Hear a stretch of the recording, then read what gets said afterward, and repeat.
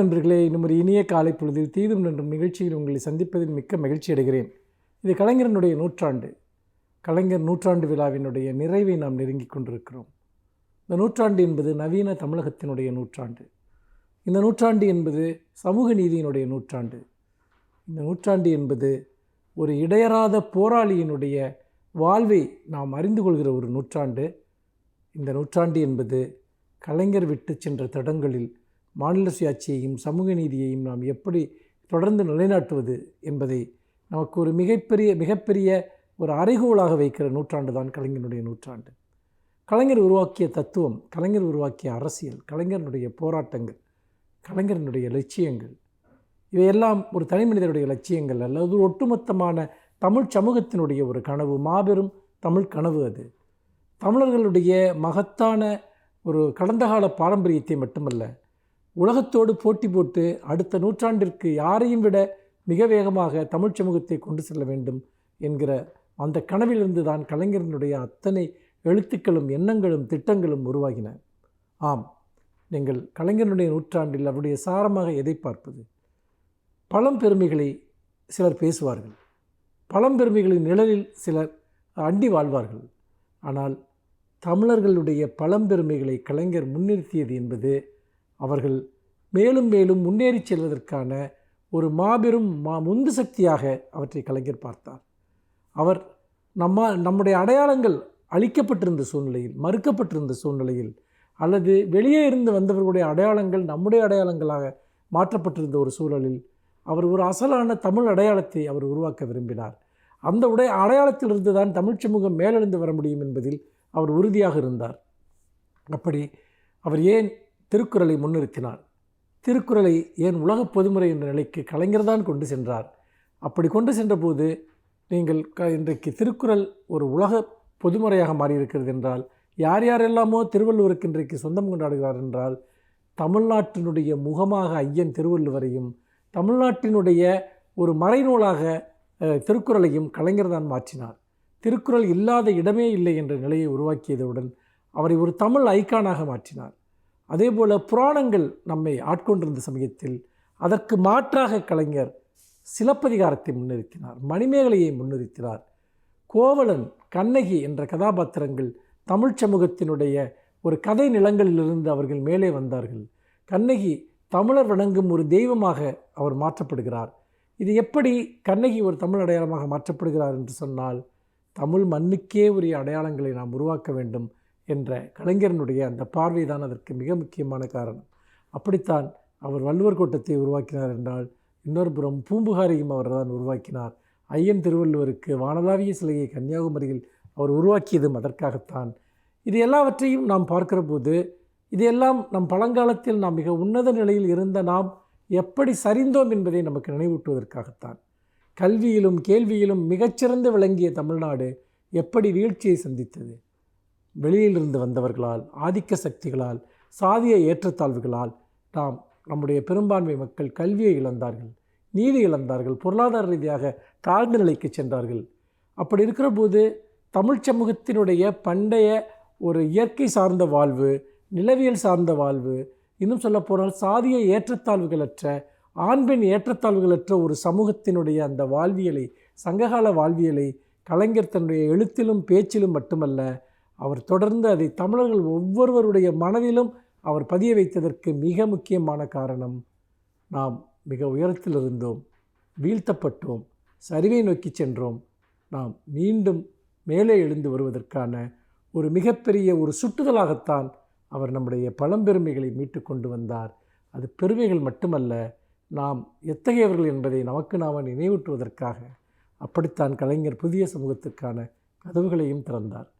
தொடர்ந்து நாம் இந்த கலைஞருடைய நினைவுகளை பேசுவோம். மீண்டும் இன்னும் ஒரு புதிய சிந்தனையோடு உங்களை சந்திக்கிறேன். நன்றி, வணக்கம்.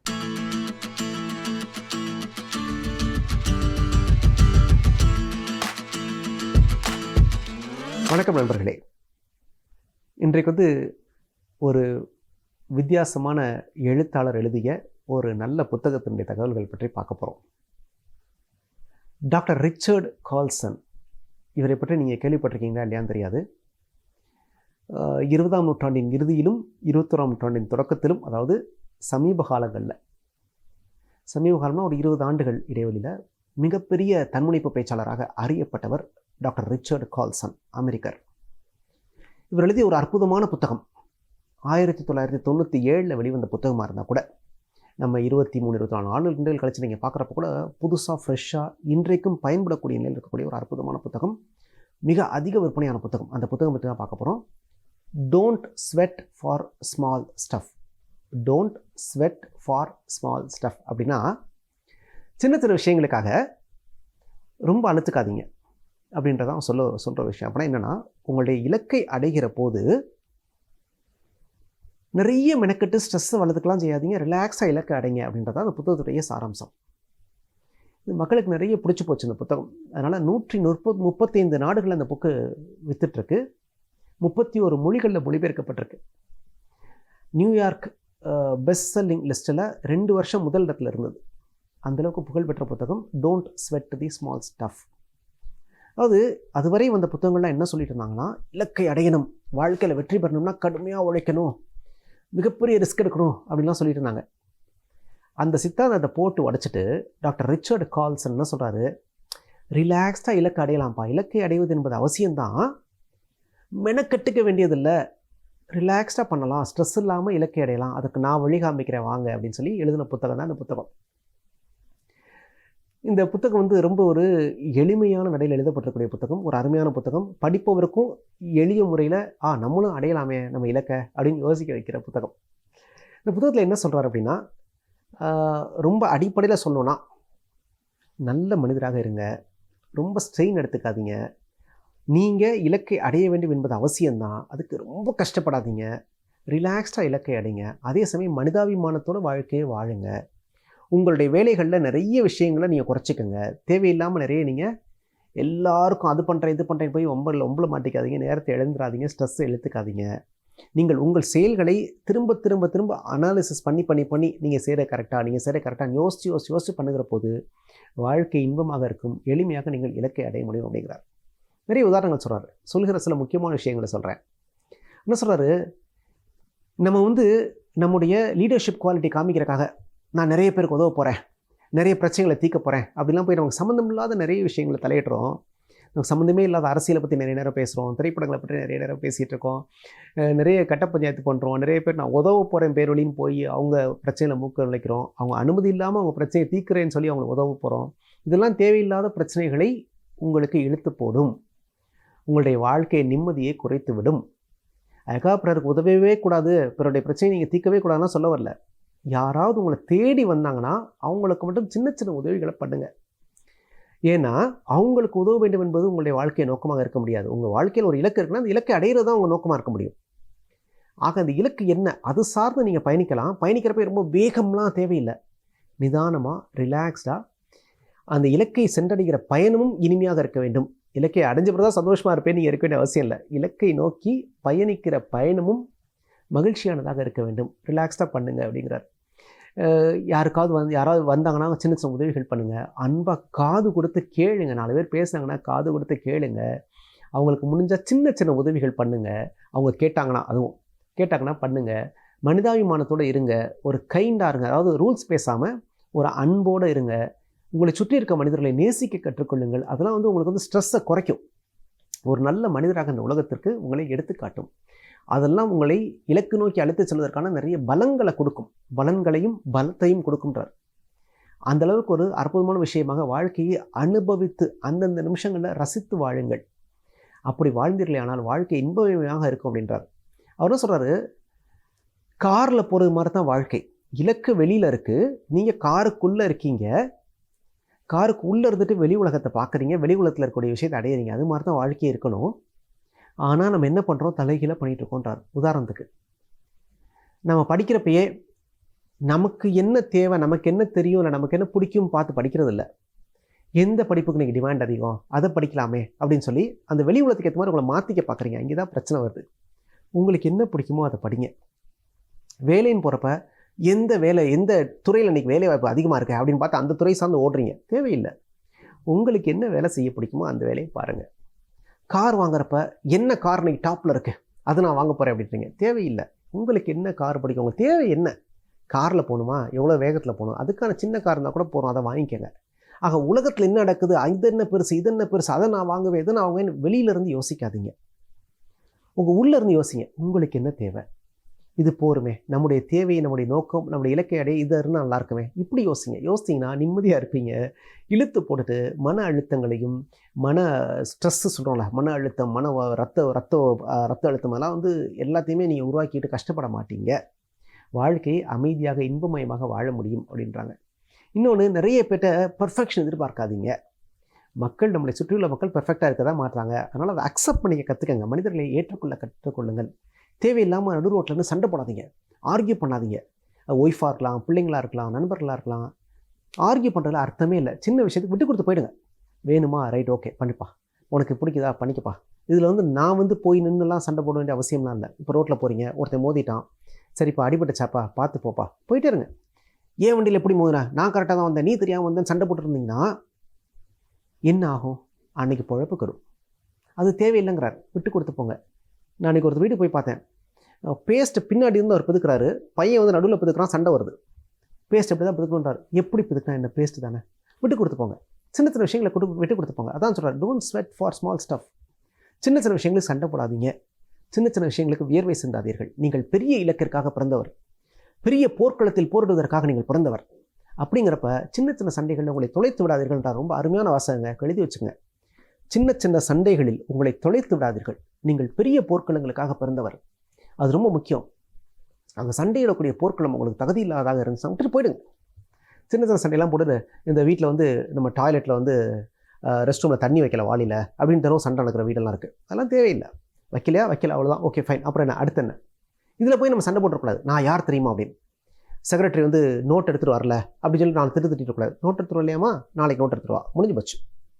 நிறைய விஷயங்களை நீங்கள் அனாலிசிஸ் பண்ணி ரொம்ப பெர்ஃபெக்ஷன் எதிர்பார்க்காமல் போனீங்கன்னா வாழ்க்கை இனிமையாக இருக்கும் அப்படிங்கிறார்.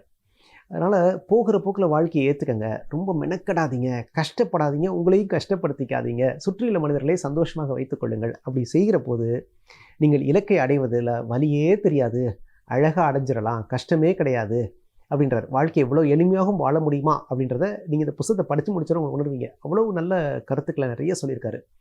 சண்டை போடாதீங்க, அடுத்தவங்களுடைய பிரச்சனை தலையிடாதீங்க. அடிக்கடி நீங்கள் உங்களை கேட்டுக்கொள்ள வேண்டிய கேள்வி என்னென்னா, நான் சரியான வேலையை செய்து கொண்டிருக்கிறேனா, இல்லை நான் செய்கிற இந்த வேலை என்னை இலக்கு நோக்கி பயணிக்க வைக்குமா, என்னுடைய இலக்கை அடைய உதவுமா? இந்த கேள்வி மட்டும் அடிக்கடி கேட்டுக்குங்க. ஏன்னா ஒரு நாளில் பாதி நேரம் நம் இலக்கிற்கு சம்மந்தம் இல்லாத வேலையை செஞ்சுட்ருக்கோமா.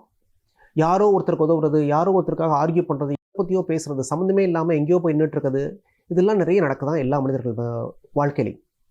நம்ம திரும்ப திரும்ப கேட்டுக்கொள்ள வேண்டியது, நான் சரியான வேலை செய்துட்ருக்கேனா, என்னுடைய இலக்கை அடைவதற்கு இந்த வேலை உதவுமா, இந்த சின்ன சண்டையை நான் போட்டு தான் ஆகணுமா, இது எனக்கு தேவைதானா, இது அப்படி மாற்றி பண்ணால் எனக்கு பயனுள்ளதாக இருக்குமே. இந்த மாதிரி அடிக்கடி உங்களுக்குள்ளேயே யோசிங்க. எவ்வளோக்களோ உங்களுக்குள்ளேயே ட்ராவல் பண்ணுறீங்களோ, எவ்வளோக்களோ விட்டு கொடுத்து போகிறீங்களோ, எவ்வளோக்களோ அடுத்தவரை அனுசரித்து கொண்டு போகிறீர்களோ, அவ்வளோக்களவு வாழ்க்கை இனிமையாக இருக்கும். இலக்கையும் நீங்கள் அடைய முடியும். இதுதான் டாக்டர் ரிச்சர்ட் கால்சன் சொல்கிற விஷயம். இந்த ரொம்ப அருமையான புத்தகங்க. வாழ்க்கையில் முடிஞ்சவர்க்கா படித்து பாருங்கள். Don't sweat for small stuff. கீழே ஒரு லைன் போடுறார், that life is full of small stuff அப்படின்றார். வாழ்க்கை முழுவதும் மாதிரி சின்ன சின்ன விஷயங்கள் தான் இருக்க போகுது.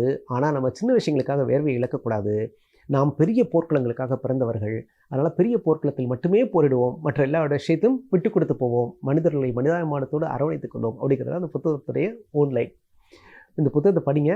ரொம்ப படித்தா மட்டும் பார்த்தாது, வாழ்க்கையிலையும் அதை செயல்படுத்தி பாருங்கள். வாழ்க்கை இனிமையாக இருக்கும். உங்கள் இலக்கையும் அடைய முடியும், நீங்களும் வெற்றி பெற முடியும். நன்றி, வணக்கம்.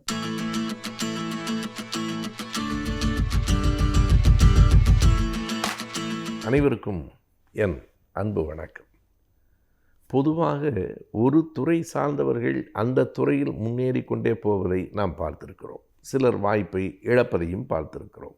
ஆனால் ஒரு துறையில் கால் ஊன்றி புகழ் பெற்றவர்கள் இன்னொரு துறையிலும் மிகப்பெரிய வல்லுநர்களாக மாறுவது விதிவிலக்காக நடக்கக்கூடிய ஒன்றுதான்.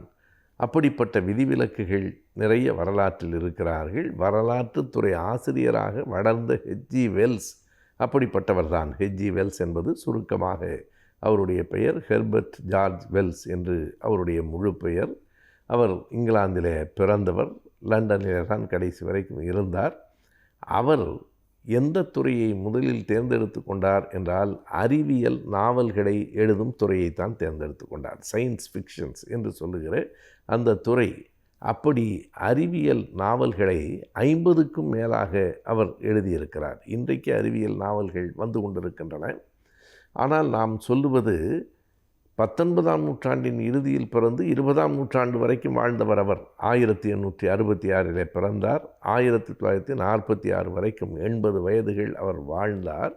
அந்த காலகட்டத்திலே அறிவியல் என்பதே குறைவாக இருந்தபோது அறிவியல் நாவல்கள் என்பது இல்லை என்றே நாம் சொல்லிவிடலாம். இன்றைக்கு அறிவியல் நாவல்கள் தனக்கென்று ஒரு இடத்தை பெற்றிருக்கின்றன. ஆனால் அப்போது அதற்கு தொடக்கமாக இருந்தவர் H.G. வெல்ஸ். ஆகையினாலே தான் அவர் ஃபாதர் ஆஃப் சயின்ஸ் ஃபிக்ஷன்ஸ் என்று அழைக்கப்படுகிறார், அறிவியல் நாவல்களின் தந்தை என்று. ஆனால் அவர் எந்த அளவுக்கு இன்னொரு துறையிலே புகழ் பெற்றார் என்றால், உலக வரலாற்றை எழுதியதில் அவுட்லைன்ஸ் ஆஃப் வேர்ல்ட் ஹிஸ்ட்ரி என்கிற அந்த புத்தகம் உலக அளவில் மிக புகழ் பெற்றது. இதற்கு பெரிய எடுத்துக்காட்டு, ஜவஹர்லால் நேரு அவர்கள் சிறையிலிருந்து தன் மகளுக்கு கடிதங்களை எழுதினார். அந்த கடிதங்கள் உலக சரித்திரமாக இன்றைக்கும் புத்தகமாக இருக்கிறது. கிளிம்ஸ் ஆஃப் வேர்ல்ட் ஹிஸ்ட்ரி என்று அதற்கு பெயர். அந்த புத்தகத்தின் முன்னுரையில் அவர் சொல்லுகிறார், எனக்கு கூடுதலாக வரலாற்று செய்திகளை தந்தது இந்த புத்தகம், அதனுடைய ஆசிரியர் H.G. வெல்ஸ் தான் என்று குறிப்பிடுகிறார். எனவே நேரு அவர்களுக்கே வரலாற்று துறையில் முன்னோடியாக அவர் ஆகியிருக்கிறார். அவர் நாவல்களை எழுதி கொண்டிருந்தவர். இது ஒரு வியப்பான செய்தி. இந்த மாற்றம் எப்படி வந்திருக்கிறது என்றால், வெல்ஸ் தொடர்ந்து சிந்தனையாளராகவும் தன் கருத்துகளில் மாற்றத்தை பெற்றுக்கொண்டே இருக்கிறவராகவும் இருந்திருக்கிறார். குறிப்பாக ஒன்றை சொல்ல வேண்டுமானால், அவருடைய தொடக்க கால நாவல்களில் கடவுள் ஒரு பாத்திரமாக இருப்பார். கடவுளை பற்றிய செய்திகள் இருக்கும். கடவுள் வரவில்லை என்றாலும் கடவுள் நம்பிக்கை உடையவர்கள் அந்த நாவல்களில் இருப்பார்கள். கொஞ்ச காலத்திற்கு பிறகு வெளிவந்த அவருடைய நாவல்களில் கடவுளை பற்றிய செய்திகள் குறைந்தன. பிறகு கடவுளை பற்றிய கேள்விகள் எழுந்தன. இறுதியாக அவருடைய பல நாவல்கள், இறுதி நாள்களில் அவர் எழுதிய நாவல்களில் முழுமையாக அவர் ஒரு கடவுள் மறுப்பாளராக இருக்கிறார். அவருடைய பாத்திரங்களும் அப்படி இருக்கின்றன. அவர் பேசுகிற போதும் சொல்லுகிறார், என்ன உங்களினுடைய நாவல்களிலெல்லாம் கொஞ்சம் கடவுள் மறுப்பு தென்படுகிறதே என்கிற போது வெல்ஸ் சொல்லுகிறார், ஆம், எனக்குள் அந்த மாற்றம் நிகழ்ந்து விட்டது. என் அறிவு இன்றைக்கு கடவுளை ஏற்கவில்லை. எனவே ஆம் an atheist in full form என்று சொல்லுகிறார். முழுமையாக நான் ஒரு நாத்திகன் ஆகிவிட்டேன் என்று குறிப்பிடுகிறார். இதனையெல்லாம் 20ஆம் நூற்றாண்டின் மத்தியில் சொல்லுவது என்பது மேலை நாடுகளில் கூட சற்று கடினமானது தான். இன்றைக்கு கடவுள் மறுப்பு என்பது இங்கிலாந்து போன்ற நாடுகளில் எளிமையாக பேசப்படுகிறது. நான் லண்டன் போயிருக்கிற போது நானே பார்த்தேன். அங்கே இருக்கிற பேருந்துகளிலெல்லாம் there is almost no God என்று எழுதியிருக்கிறார்கள். மிக மிக பெரும்பான்மையான முடிவுகளின்படி கடவுள் இல்லை. இன்னமும் அவர்கள் கடவுள் இல்லை கடவுள் இல்லை என்று பெரியார் சொன்னதை போல சொல்லவில்லை என்றாலும் almost there is no God என்கிறார்கள். மிக பெரும்பான்மையாக கடவுள் இல்லை என்கிற நிலைக்கு வந்திருக்கிறார்கள். இன்றைக்கு இங்கிலாந்தில் ஞாயிற்றுக்கிழமைகளில் தேவாலயங்கள் நிரம்பாமல் தான் இருக்கின்றன. நிரம்பி வழிந்த தேவாலயங்களிலெல்லாம் கால் பகுதி தான் மக்கள் இருக்கிறார்கள். அவர்களும் வயதானவர்களாக இருக்கிறார்கள் என்பது கால மாற்றத்தை எடுத்து காட்டுகிறது. அந்த மாற்றத்திற்கு முன்னோடி எடுத்துக்காட்டாக விளங்கியவர்களில் ஒருவர்தான் H.G. வெல்ஸ்.